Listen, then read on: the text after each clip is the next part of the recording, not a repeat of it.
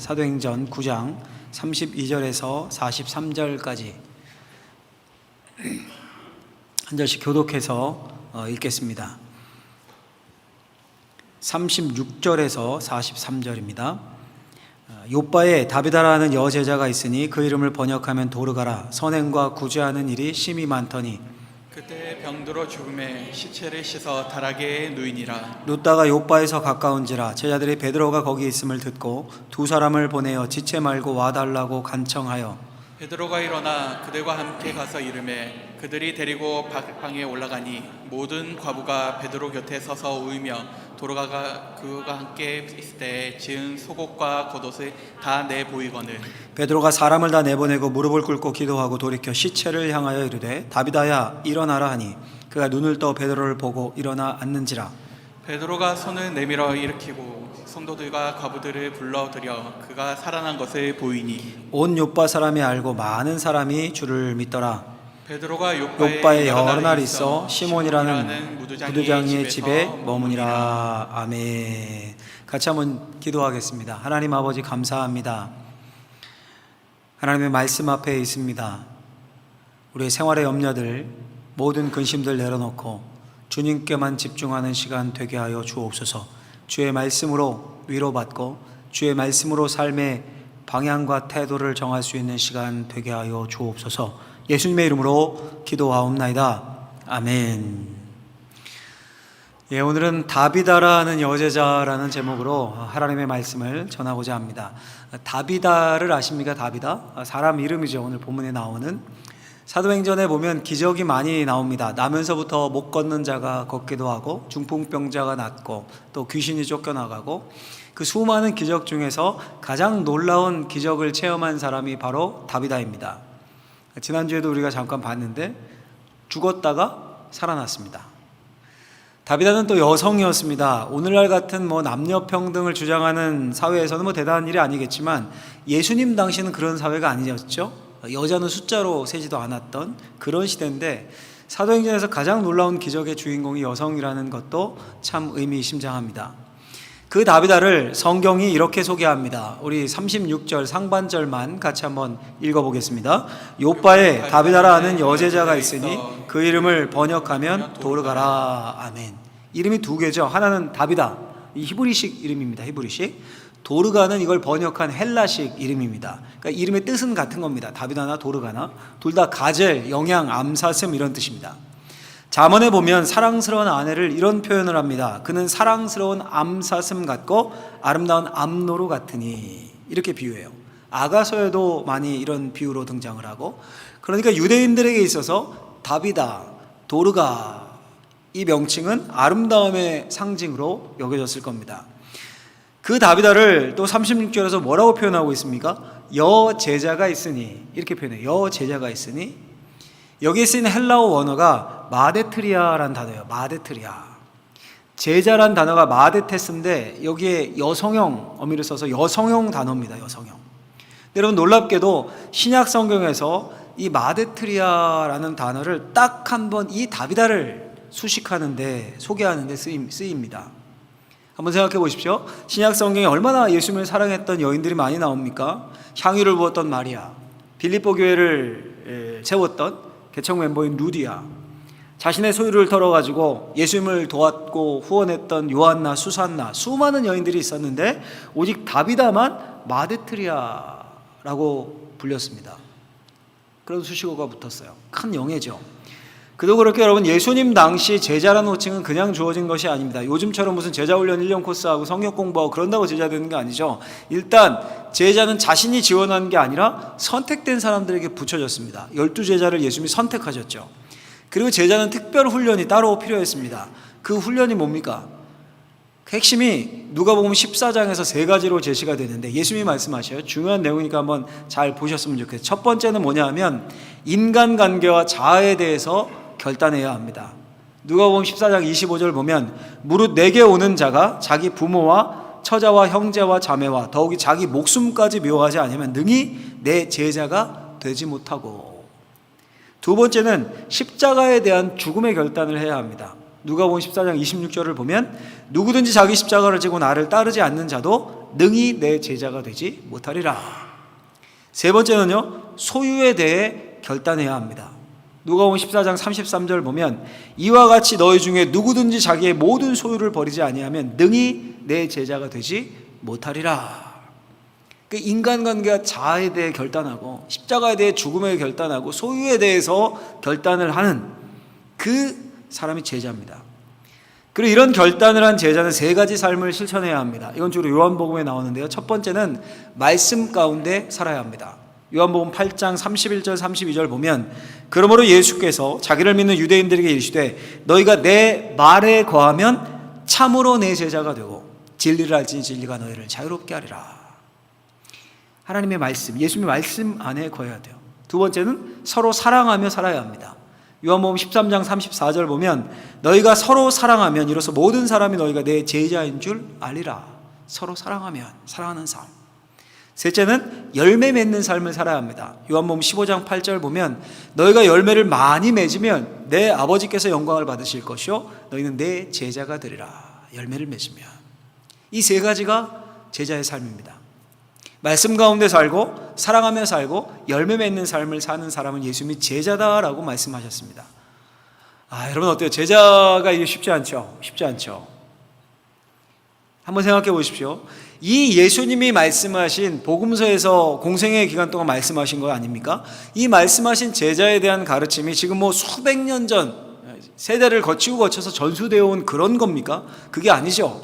아직도 사도행전의 삶을, 사도행전을 걷고 있는 제자들에게는 귓가에 그 가르침이 생생한 그런 가르침 아닙니까? 생전에 들었던 귀에서 메아리 치듯이. 그러니까 감히 제자라고 쉽게 이렇게 수식하고 쓸 수 있는 그런 상황이 아닙니다. 근데 다비다를 소개하면서 뭐라고 소개합니까? 마데트리아, 여제자라고 불러요. 그것도 신약성경에서 유일하게 수식하면서. 무슨 의미입니까? 그만큼 다비다의 삶이 주님 앞에서 아름다운 삶, 본받을 만한 참 제자의 모습을 보여준다는 겁니다. 자, 그럼 여러분 우리가 궁금해지죠. 구체적으로 다비다가 어떤 삶을 살았는가, 무슨 모습을 보여주는가, 참 제자는 무엇인가, 크게 두 가지로 정리할 수 있는데요. 첫 번째는 같이 한번 화면을 보고 해보겠습니다. 다비다는 선행과 구제를 흘러넘치도록 행했다. 다비다는 선행과 구제를 흘러넘치도록 행하는 삶을 살았습니다. 믿음으로. 36절 보면 오늘 본문 사도행전 9장 36절을 같이 읽어보겠습니다. 요바에 다비다라 하는 여제자가 있으니 그 이름을 번역하면 도르가라. 선행과 구제하는 일이 심히 많더니. 아멘. 다비다를 소개하면서 그의 삶을 한 줄로 요약을 하고 있죠. 한 줄로 선행과 구제하는 일이 심히 많더니. 그냥 선행과 구제하는 게 아니라 심히 많더니 이렇게 되어 있습니다. 헬라어 이 원어를 그대로 직역한 영어 성경 버전에 보면, 킹 제임스 버전에 보면 이렇게 되어 있어요. 심히 많더니를 full이란 단어로 번역하고 있습니다. full이 뭐예요, 여러분? full. 빈 공간이 없이 가득 찬 게 full이잖아요, full. 자동차 기름 넣을 때 우리 이런 표현하지 않습니까? 만땅이요, 만땅. 이게 full이에요, full. 자동차 계기판 기름 게이지 보면 꽉 찬 것 위에 F라는 알파벳이 써 있고, 그리고 텅 빈 기름 떨어지면 E라는 알파벳 써 있지 않습니까? F가 full이에요, full. 만땅. E는 텅 빈, empty. 그 맨 앞자. 그러니까 다비다가 구제와 선행을 적당히 한 것이 아니라 full로 가득 차 흘러 넘칠 정도로 자기가 할 수 있는 최선의 선행과 구제를 했다는 겁니다. 심히 많더니 full. 39절 보면 이런 말씀 나와요. 오늘 본문 같이 한번 또 읽어볼까요? 베드로가 일어나 그들과 함께 가서 이르매 그들이 데리고 다락방에 올라가니 모든 과부가 베드로 곁에 서서 울며. 아멘. 모든 과부가 베드로 곁에 서서 울며. 다비다가 죽었을 때 장례식장의 풍경입니다. 시신이 놓인 다락방에 그 지역의 모든 과부가 집결을 했습니다. 다 모여서 펑펑 울고 있었어요. 생각해 보십시오, 여러분. 우리가 적절한 수준을 넘어서는 선행과 구제를 하려면 뭐가 필요합니까? 적절한 금액을 넘어서는 돈이 필요합니다. 또 적정한 시간을 넘어서는 과도한 시간이 투자되어야 합니다. 그렇죠? 다비다는 그걸 한 거예요. 과부들에게 그걸 쏟아부은 겁니다. 우리는 보통 중용을 덕으로 이야기해요. 중용을 지키는 게 좋다고 말합니다. 중용이 뭡니까? 모든 면에 있어서 지나치거나 모자람이 없이 도리에 맞는 게 중용입니다. 적당하게 하는 거죠. 지나침 없이 중용을 지키는 것 참 좋은 겁니다. 여러 방면에 있어서 참 좋습니다. 근데 그게 모든 영역에 반드시 해당되는 진리는 아닙니다. 오늘 여러분 다비다의 삶을 보십시오. 중용을 지켰습니까? 적당하게 시간 쓰고 적당하게 물질 써서 적당하게 구제하고 적당하게 선행을 했습니까?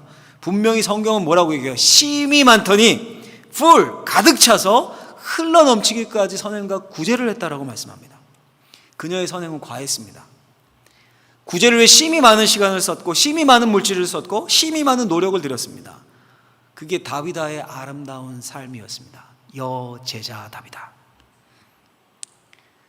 누가복음 7장에 보면 이름 없는 한 여인이 나옵니다. 성경에는 죄를 지은 한 여자 이렇게 되어 있습니다. 그 표현으로 볼 때 아마 창녀였던 것 같습니다. 예수님이 그 동네 유력 인사인 바리새인의 집에 초대를 받아서 식사하고 있었을 때 초대도 받지 않은 이 여인이 과감하게 들어옵니다. 그래서 눈물로 막 울어요. 예수님 앞에 눈물로 예수님의 발을 적시고 자신의 긴 머리털을 내려뜨려가지고 그 발을 닦아요. 머리카락으로. 평생 모아놓았던 향유, 비싼 향유, 전 재산인 향유를 그 발에 온통 다 부어버립니다. 여러분 뭐 이런 이상한 기괴한 일이 있습니까? 행동 하나하나가 다 이상하지 않습니까? 행동 하나하나가. 게다가 낭비 중에 낭비죠. 그 향수 팔면 수천만 원을 호가하는데 그걸 한 번에 부었습니다. 다들 비난합니다. 다들. 근데 예수님은 뭐라고 하십니까? 이렇게 말씀하세요. 그의 사랑함이 많음이라. 그의 사랑함이 넘치는구나. 내 믿음이 너를 구원하였으니 평안히 가라. 그 여인을 칭찬하십니다. 그 넘치는 사랑으로 주님을 섬기기 위해 풀로 넘치도록 행한 그 헌신을 받으십니다. 이게 무슨 말입니까 여러분? 다비다는 모든 과부들에게 풀로 행했어요. 풀로. 심이 많더니.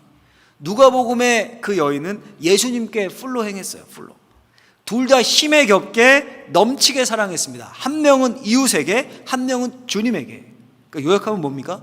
하나님 사랑과 이웃 사랑입니다. 그걸 어떻게 하라는 겁니까? 할 수 있을 만큼만 적당히 과하지 않게 하라는 겁니까? 힘에 넘치도록 심이 많더니 최선을 다해서 하라는 겁니다. 왜 이렇게 해야 합니까? 그럼 왜?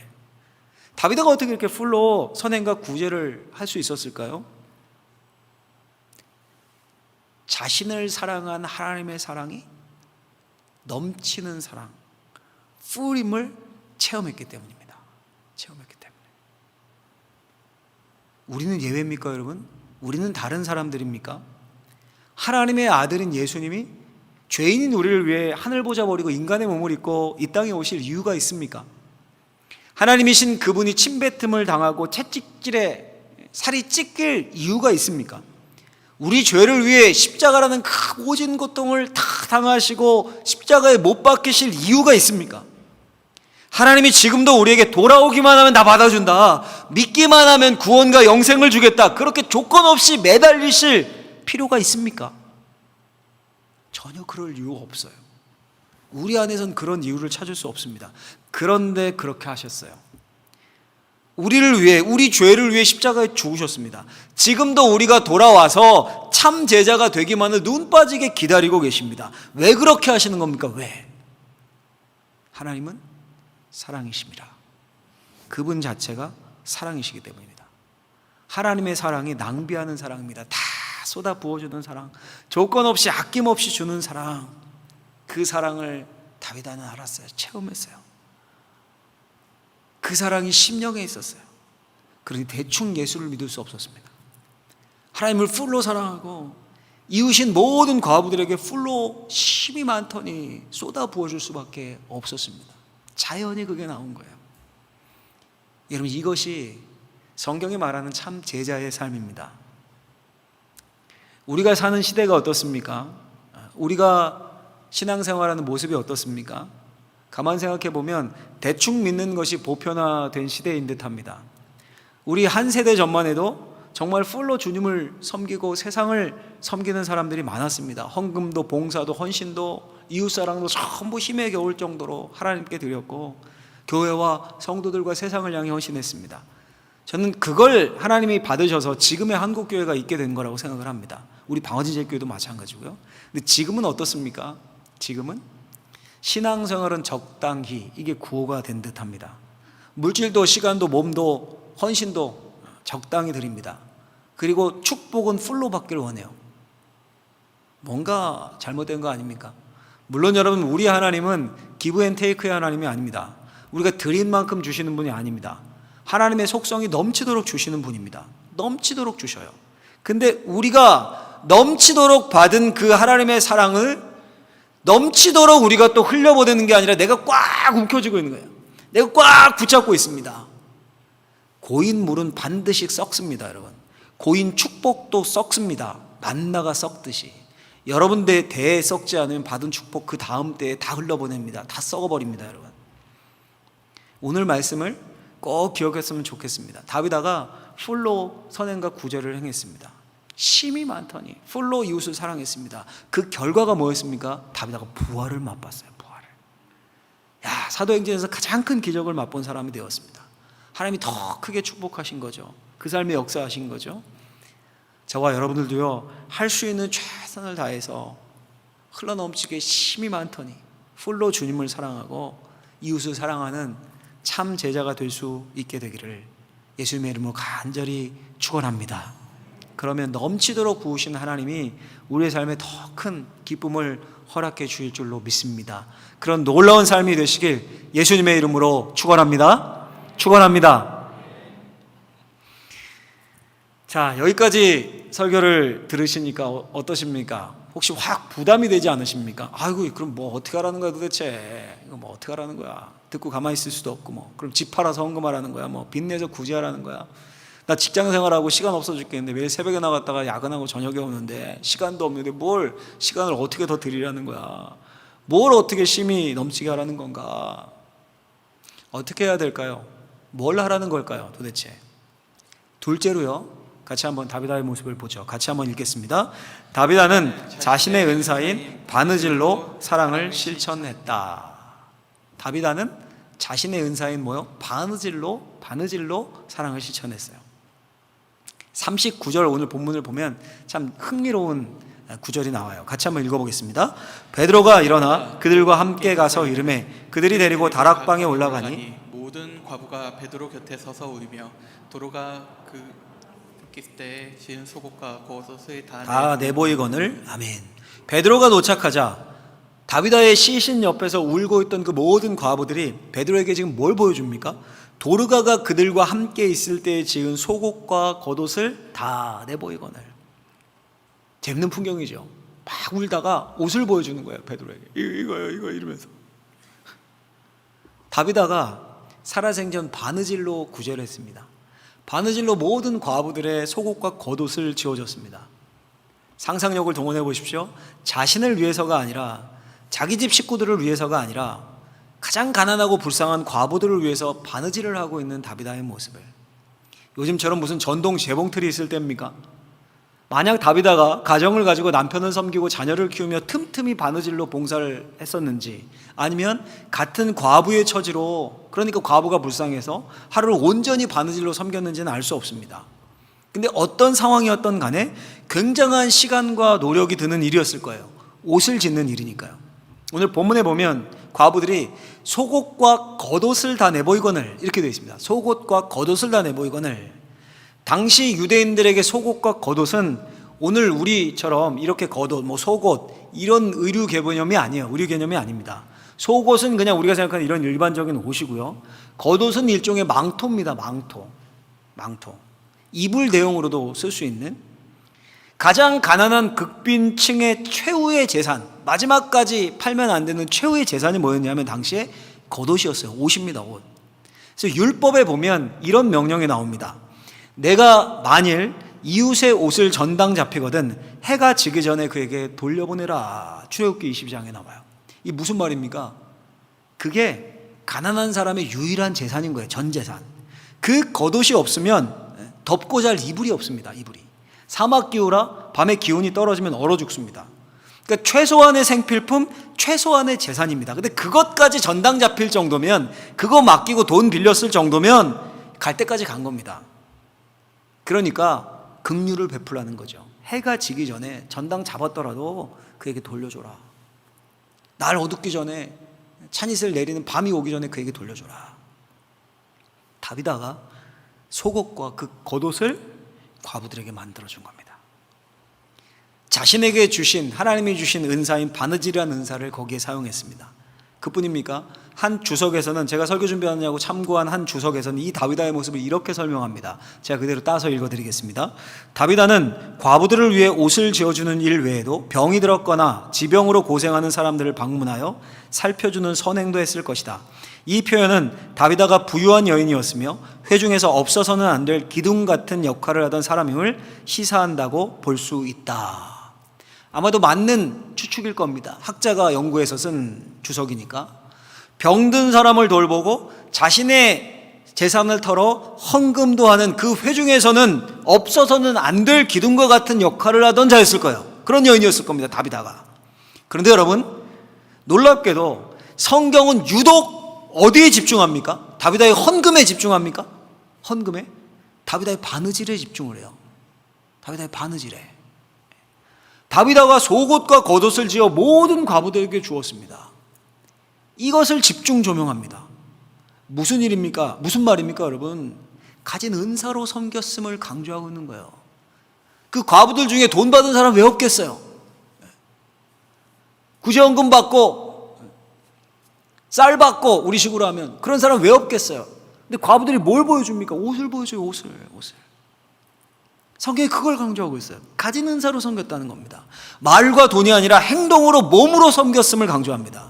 바느질은 돈과 달리 시간이 소요됩니다. 정성이 소요되죠. 그렇죠? 그들을 품고 자신의 달란트를, 은사를 사용했다는 겁니다. 여러분, 그러면 이게 그 당시 여자 성도들의 보통의 모습이었을까요? 은혜 충만한 초대교회였으니까 모든 여자 성도들이 이렇게 긍휼의 마음을 품고 막.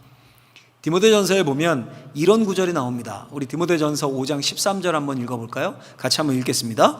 또 그들은 게으름을 일켜 집집으로 돌아다니고 게으를 뿐 아니라 쓸데없는 말을 하며 일을 만들며 마땅히 아니할 말을 하나니. 아멘. 무슨 말입니까? 집집마다 돌아다니며 수다 떨고 말만 하고 일을 만드는 여자 성도들이 있었다는 겁니다. 스스로는 바쁘다고 생각했습니다. 집집마다 다니려니까. 근데 성경은 뭐라고 합니까? 게으름을 익혀. 게으를 뿐 아니라 쓸데없는 말을 하며. 이런 여인들이 있었습니다. 다비다는 달랐습니다. 집집마다 돌아다니며 이 사람 저 사람 찾아다니며 쓸데없는 말을 만들 시간이 없었습니다. 그 시간에 한 땀이라도 더 바느질을 해야 했어요. 옷 하나라도 더 지어야 했습니다. 다비다 안에 하나님의 넘치는 사랑이 충만했습니다. 한 시간도 허투루 보낼 수가 없었습니다. 여러분, 상상해 보십시오. 과부는 그 당시 사회에서 가장 소외되고 비참한 부류, 성경의 시대에서 가장 비참한 부류예요. 고아와 과부 세트잖아요, 항상. 그 가장 비참한 가난한 과부가 다비다를 통해 속옷과 겉옷 한 벌을 기증받습니다. 생필품 중에 생필품, 생존을 위해 꼭 필요한 그 옷이 단순히 옷입니까? 그 과부들에게는 뜨거운 사랑입니다. 경험해 보지 못한 환대입니다. 다비다의 손길에서 어머니의 손길을 느꼈을 것 같습니다. 어떻게 여러분 다비다의 시신 앞에 다 모여서 울지 않을 수 있었겠습니까? 그래서 모든 과부가 모인 거예요. 모든 과부가. 이게 여러분 여제자, 참 제자의 삶입니다. 어때요, 여러분? 굉장히 어려운 것 같습니까? 우리가 실천하기 너무 힘든 이야기를 성경이 우리에게 보여주고 있는 겁니까? 그렇지 않죠.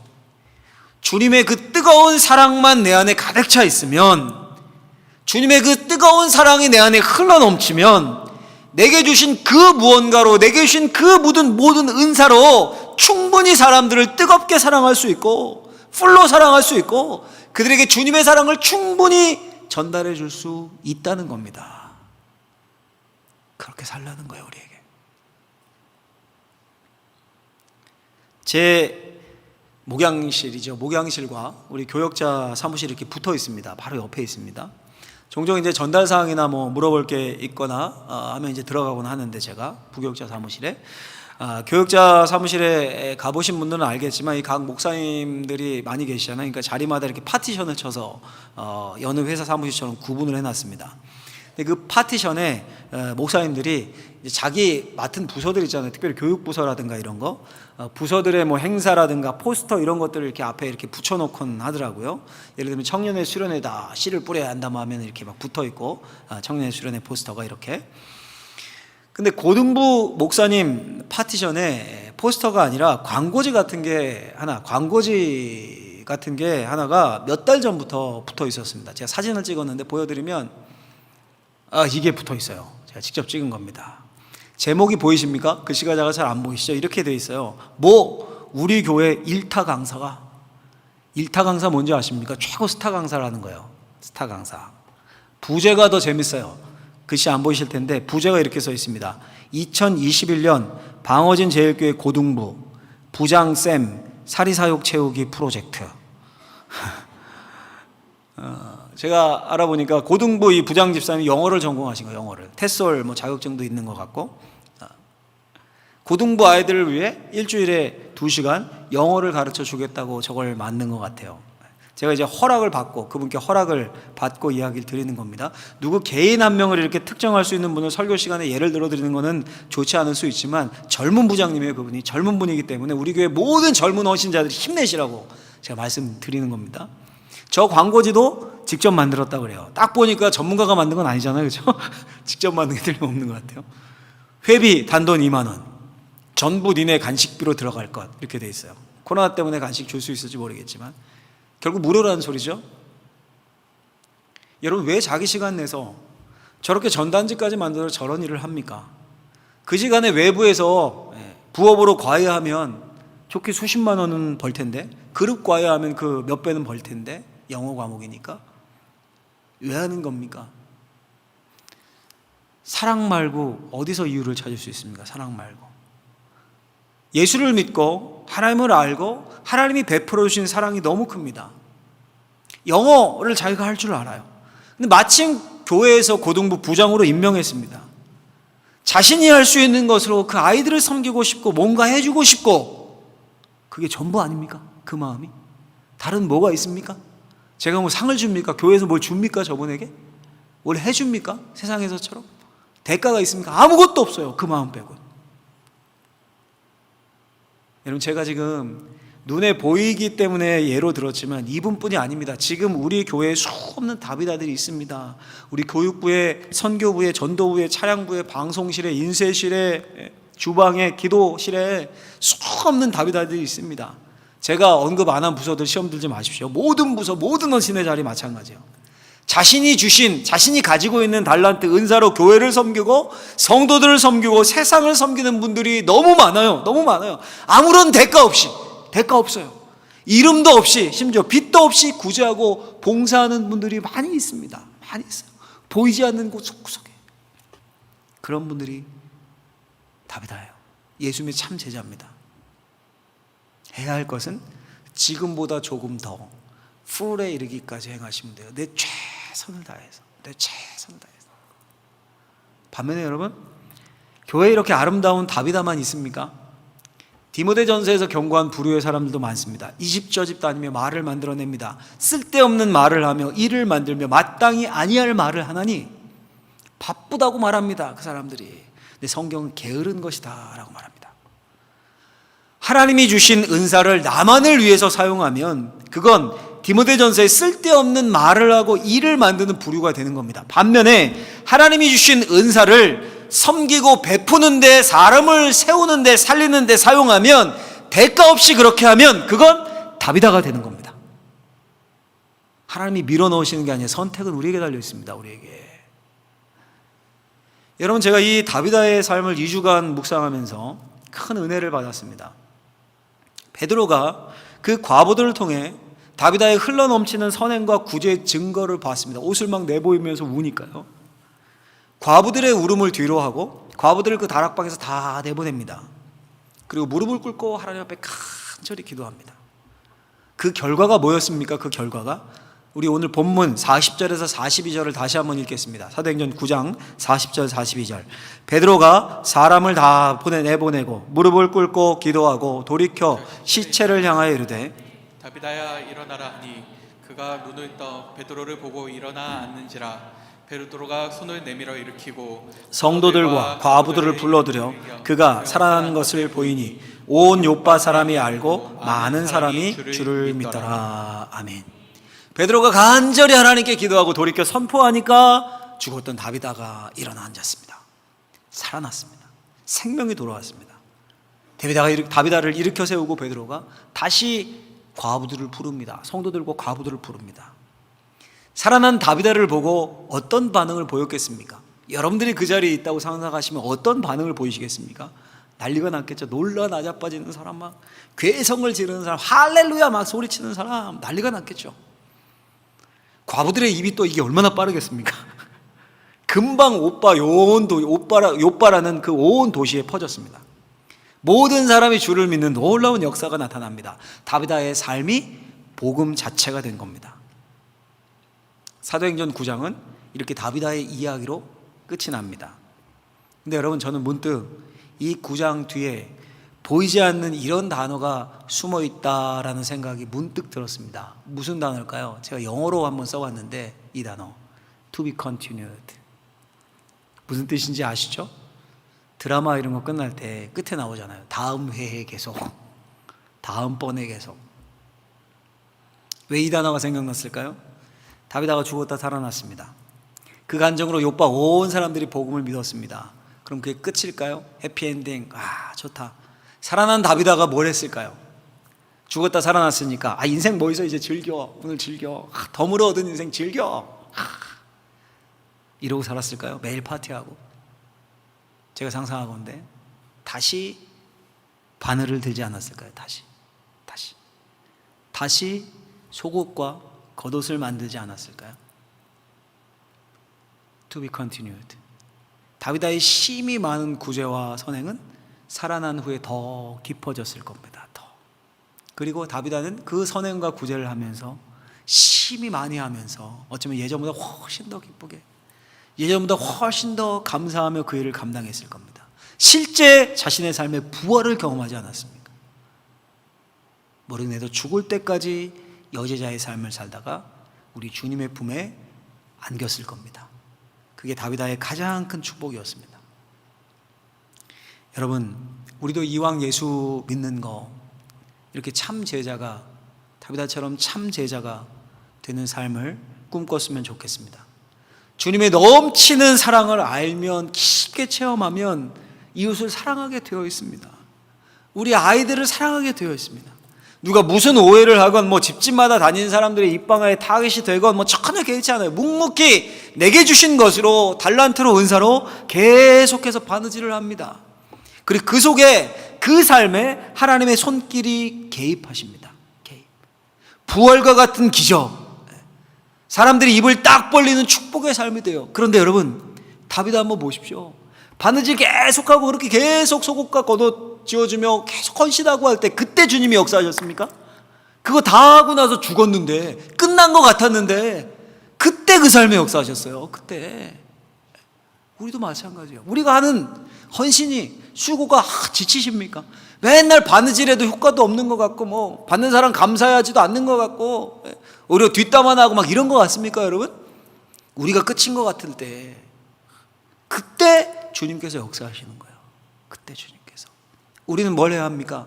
심이 많더니 풀로 계속해서 바느질 하는 거예요. 바느질. 하나님이 우리의 삶에 역사하시고 축복해 주실 겁니다. 어떤 사람들은 축복받으면 변합니다. 그건 참 제자가 아니죠. 어떤 축복을 받건 어떤 기적을 경험하든지 변함없이 주님의 발치에서 섬기는 겁니다. 변함없이 주님이 주신 달란트로 바느질을 하는 거예요. 언제까지요? 주님이 이제 내게 와라 부르실 때까지. 그게 제자의 삶입니다. 주님이 그 복된 삶으로 저와 여러분들 두 팔을 벌리시고 초청하고 계십니다.